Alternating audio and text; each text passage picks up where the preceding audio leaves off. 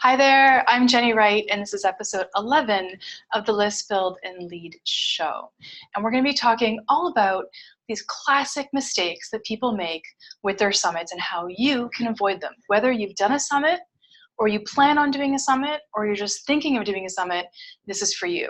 And if you're watching this on the replay, put a comment below in the comments, just put replay, and I want to hear from you what you guys think of this episode, okay? So if you're watching, let me know, comments below. Okay, so I am going to be looking at my notes a little bit here and there simply because I've got 10 key things I want to talk about, and I really want to make sure that I share them very concisely with you. But before I do, I want to share a couple things. One, at the recording of this particular episode, I am trying to recover from putting my back out. And I'm sitting very upright in this chair and I'm trying not to move because I'm in a bit of pain. But if you see me trying to adjust myself or wincing or anything, don't worry. I'm okay. I'm just adjusting a little bit. So the other thing is that I wanted to share it that when I first started this online business, that I felt really overwhelmed. And I'm wondering if you can relate to that as well, because I felt incredibly overwhelmed with everything that I needed to learn, all of the different modalities that I had to be an expert in to be able to get my business up and running, from knowing how to do sales and list building and marketing and email marketing, which I had never done before, to social media, which I was not good at, to being able to create video and doing all these different things. So there was this huge menage of things that I had to learn, and I felt incredibly overwhelmed. So if this sounds familiar, put it in the comments, say, yep, me too, definitely, totally overwhelmed. Put something in there so I know you were overwhelmed too. So it actually felt like getting my degree was easier than everything that I had to learn to be able to run this business. And funny enough, one of the things that I started focusing on early was list building. So I knew sales from a previous job. I had done sales, and I've talked about that before, but I had not done any list building. And I dove right in on list building, and I went to do a summit. I learned from somebody who was teaching summits as part of a course, and I followed their instructions to the letter. I did a very generic 21 experts, 21 days, very not blue ocean. I really made it very generalized for everybody to enjoy, and it was a total bomb.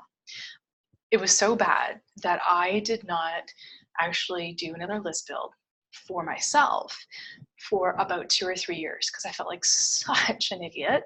I was really good at doing it for other people, but for myself, I didn't think it was going to work for me because who the heck wanted to listen to me? Nobody wanted to listen to me on the first one. Trust me, I was like, this isn't my thing. However, I digress. But what I found is that I had to evolve the way I was doing list building for our business.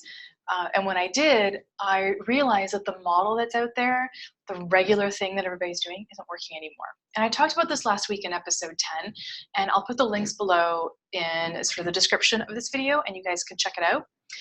That one is all about why summits need to evolve. It was kind of like my cry out for that. And then when I really started list building, I made a boatload of mistakes that you can also avoid. And so I actually covered that in episode 8. It was called the biggest list build mistakes I've ever seen and done myself. And I'll also link that below because you'll want to check that one out. So yeah, didn't choose the easy road, guys. Made loads of mistakes. You're not going to want to make these mistakes. So now, if you're ready to dive in, I have the top 10 things that you need to stop doing right now and embrace Summits 2.0. So here's my top 10, and I am going to look at this list a little bit here and there. So number 1, and these are not in a particular order, but you'll see why I'm saying them. So I want you to stop focusing on creating a summit just so you can sell to the people on it, to the subscribers while the summit's on, as a upgrade, or to people afterwards to sell your program, product, and service. I know that sounds counterintuitive simply because we do use list builds to pull in our ideal audience so that we can actually sell something to them. But summits, funny enough, summits they become a thing of their own. They create an energy of their own. And if you're chasing this sale, when you're like, if you're in the mindset of I need money, when you're building the summit and when you're conceptualizing the summit, then you're going after the wrong thing, and people will sense it, and they will know it's happening to them. They will know that they're getting ready to be sold. You know, that feeling, that eerie feeling, like, oh, here we go. And they're going to be turned off a lot sooner. Now, yes, everybody knows that you're going to make an offer, just like people make an offer off a webinar or a challenge or other styles of list builds. But what you want people to feel is, wow, the information that I've received is so authentically, so genuine, so high value, that when an offer is made, it doesn't feel like that was the intention the whole way along. It doesn't feel as spammy, okay? So get into the mindset that you're actually creating a summit for, one, content creation, two, joint venture opportunities potentially with your experts, three, elevating yourself as a speaker and an expert in your field, four, attracting people who actually care about who you are and what you do, and then five, potentially making an offer and selling to that ideal client, okay? I made it last for a reason. I really want you to focus on the mindset of service, and that sales will come as a result. I know people say that, and honestly, when you're behind the gun of needing money, it's really hard to think that way, because you're literally thinking, well, geez, you know what? It's really nice that somebody else can say that they've probably got loads of money in their bank. And I'll tell you right now that it wasn't that long ago, in the not so distant past, that there was an eviction notice on my door. I hadn't been able to pay rent for about 2-3 months, just couldn't make it. And I had an eviction notice on my door, and I had 30 days. If I didn't get that money within 30 days, I was out. They were going to get a sheriff. They were going to come into the apartment, and I'd be out. I had 30 days to come up with back rent and rent. And I found that as I was chasing the money and wanting to, you know, create anything, that the money kept running further away from me. And as soon as I let it go and just said, okay, whatever I'm doing, it has to be about service and the money will come. Even in the situation where I was in, you know, eating ramen and craft dinner once a day, the money actually started to come in simply because I was able to close clients. Clients knew that I was trying to help them and not chase after their cash in their wallet, and they were more open to actually work with me. So that's just a side story for you that I hope you enjoy. Number two, all right, I want you to stop looking at a summit like a problem that you need to overcome. Summits are not, oh God, I gotta do this thing, I gotta do a summit. Everybody says do a summit, I gotta do a summit. Oh my God, if I do a summit. It's not that big of a deal, okay? It is not back-breaking work. It is hard work, but it is not going to, you know, be the thing that takes over your life and that you can't get anything else done and you'll never see your family, and you know, it's that hard. It's just not. It's a lot easier, funny enough, when you do it with somebody who knows what they're doing. So if you're doing a summit for the first time and you go and hire a VA for $15 an hour, who's never done a summit or has only potentially done the tech of the summit, then yeah, it's going to feel really, really hard, because you're going to be giving that person information that you've never experienced before, or you may not even know how to do. And that's really hard to delegate to somebody else when you've never done it. And on the other hand, that person on the other end, that VA, is doing the summit for the tech. They're not there to advise you, strategize with you, give you information, help you out, none of the above. And so as a result, you're going to feel alone unless you work with somebody who's going to cover both sides, the tech and or the strategy with you, right? And that's going to be the difference maker in that particular way. All right. I also want you to stop thinking, this is a big one, guys. I want you to stop thinking that you can only have speakers on your summit with a list size of 15K or more. Whoever made that rule is bonkers. I mean, I fly in the face of that rule all the time with speakers, and it works to my advantage. Doesn't matter their list size. It could be 2K, 3K, it could be 1,000, it could be 10,000. The thing that matters is that their list is engaged. And that's one of the questions that you actually have to ask your potential experts. about their list, right? You have to have that conversation about engagement and open rates. And, you've got to look at their social media profiles, and you've got to sign up for their lists and see the kind of emails that are going out. It's part of that research that you do before you actually get a client, get an expert on board. That way there's no surprises. And when you go to promote your summit and your experts need to promote your summit, you're going to have an expectation that they're going to promote, and you're going to see results that are in line with their open rates and their engagement style. Okay, makes sense? Stop worrying about unsubscribes. This is number 4. Unsubscribes are going to happen, guys. Doesn't matter what you do, people are going to unsubscribe from your list. And actually, I want you to embrace welcoming that. I have had quite a few clients that got incredibly upset and anxious over unsubscribes, thinking, oh my God, I just spent X amount of dollars and X amount of time building the list, and all of a sudden I sent out an email and 25 people unsubscribed. Well, you know what? Like, go in grace, guys. Like, bye-bye, see you. Simply because the people that come onto your summit, watch some of it, or whatnot, or unsubscribe the day it starts, or unsubscribe after it's over and you're sending like a newsletter or a survey, those people are not your people. I would rather your list size be 1,800 really dialed in people than 2,400 and you're losing, there's 600 people there that have no interest in what you're doing, and they're never going to open an email from you. Right? So welcome unsubscribes. Look at it as an opportunity to make space for more people to come in that actually care. Number 5, stop worrying about everything you don't know, because if you don't know how to do it, you can hire it out or you can learn. So examples, if you're not good at copywriting, you can get good at copywriting just by the simple practice of actually doing it and learning some techniques and searching for the right way to do copy, etc. Or you can hire a copywriter who can do the copy for you. Now, I'm really, really lucky. I have an amazing friend who helps me with my copy. You guys probably know her. It's Allison Lex, and she's incredible. She's a direct response copywriter, and we've known each other for over 5 years, and she helps me with my copy. I'm also lucky in the fact that I was a copywriter, and so I have some skills. Now, she's way better at it than I am, but I can stand on my own 2 feet. So in copywriting, either get good or hire it out. And the same goes for tech.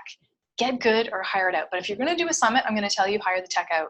You do not want to be playing with opt-in pages and thank you pages and video pages and this and that while you're trying to do your job, which is to be highly connective with your new subscribers and your experts.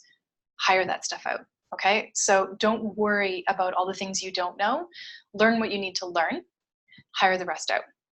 Okay, and you can hire somebody like me who actually will guide you through the step by step of the entire summit and take care of the tech for you. So not only do I help people with the strategy and the how-to and how to do videos and how to copyright and project manage everything, but I also do the tech. So that's an option for people like you as well.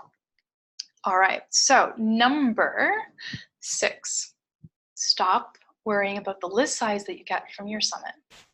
Goals are good, but if you hyper-focus on the size of the list that you're trying to get from your summit, you're totally going to psych yourself out, and it's going to create problems.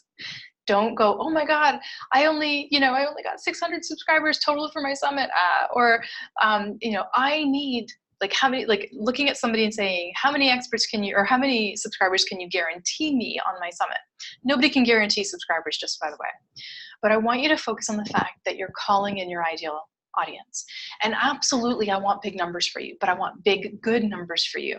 I don't want just numbers for the sake of numbers. I want really amazing people for you, okay? So if you have in your head that mindset, that the list that you're going to create in your summit is exactly the list that you need to have with your ideal clients in it, ready and willing to receive from you, you're going to attract that abundance towards you, okay? It's my little woo-woo moment. So really look at it that way as much as you possibly can and don't focus on those numbers. Number 7, this is really, really important. Stop thinking that experts are better than you simply because they've been out there longer, have done more, have bigger lists, have bigger social media followings. You have got to call the shots on your summit. And for you to call the shots, you have to think of yourself at parity. Your experts are the same as you. They've just done stuff for longer, had, some success, but trust me, they made mistakes. They had issues. They were once exactly in your shoes. Okay, so don't think that you've got to kowtow to them, laud them, put them on a pedestal, think that you have to accept what you accept because they're some big shot. It's not the truth. We need people, we need experts to promote our summits so that we can attract people as subscribers to the event and into our list. If you have 24 experts and 8 or 9 of those experts have said, sorry, I don't promote, I'm just too big of a big shot, that's fine. That's their prerogative. Let them do it. Okay.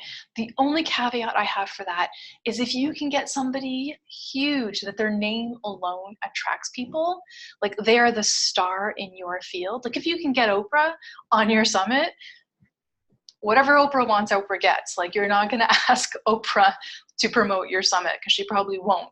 But if you could get somebody like Oprah or Deepak Chopra or whomever, right? Those people, their name alone on your opt-in page is going to be a huge attraction. So that is the only disclaimer I would have, the only caveat I would have. Everything else, you're at parity with your experts, which means you're at the same level, and the expectation is they got to promote. So for you to be able to ask your experts to promote and not feel like, oh God, I don't feel comfortable asking them, and et cetera, then you've got to think of them as just people who have been in business a little bit longer and are doing good. That's it. Okay. Moving on. All right. Stop thinking you can wing it. This is number 8 on the list of top 10 things that I really want you to stop doing with your summits to embrace Summits 2.0. So when I say wing it, I'm sure that is self-explanatory, but let me tell you that creating a marketing piece like a summit has a lot of moving parts. It's not super easy, but it's definitely manageable. And there's a lot of things going on, which is great when you have a project manager like me who can project manage all the pieces, and you just kind of have to make it happen. But if winging it is your thing, then a summit is going to be incredibly challenging. And secondly, it's not going to be as successful as you want it to be. It just can't be. You can't wing it. There's way too much. And you're dealing with potentially 24 other people that you need to schedule, right? So I've done summits with people who are highly creative, whose scheduling is a challenge for them, who have trouble with sort of reining in and being detail-oriented on the task side of things. And that's fine, but creating a summit can be very challenging for them. And they needed a lot of guidance to be able to create it, which is, it's fine. It's something that I do really well as somebody who's done a lot of project management on summits. I've done over 240 of them. But if you're going to do it alone, I want you to be able to identify the challenges you're going to possibly face before they come, okay? Winging it is not the way to go. All right, number 9. I want you to stop looking at your friends or people online, the summit that your friend Cheryl did or that guy Mike did, and trying to copy every element, thinking that if you cobble that together, your summit will be successful. It's not going to be. Every summit needs to be completely bespoke, completely unique to you and your genre and your niche and your ideal client and what you're trying to achieve afterwards. Absolutely, you can sort of vision board some elements that you really, really like, and we can look at incorporating them and how they would incorporate. But I want you to remember that what worked for Mike, the insurance guy who's selling, he's in the 2 Comma Club and he's making loads and loads of money by selling some gimmicky thing, is not going to work for somebody who's a health coach who wants to sell one-on-one coaching. It's just not. So you have to not look at that and keeping up with the Joneses kind of thing, okay? And number 10, the last thing on our list of things to not do in your summits and embrace 2.0, it's trying to actually stop trying to make your summits please the masses, okay?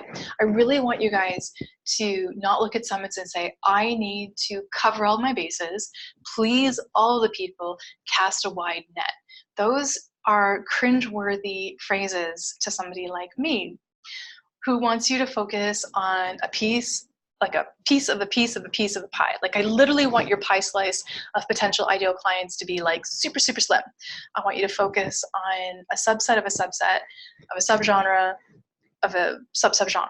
And the reason I want you to do that is because when you do that, you get to be the hero to that small group of people who are dying for help. They're just so eager for help, and nobody is talking about the thing that they absolutely need.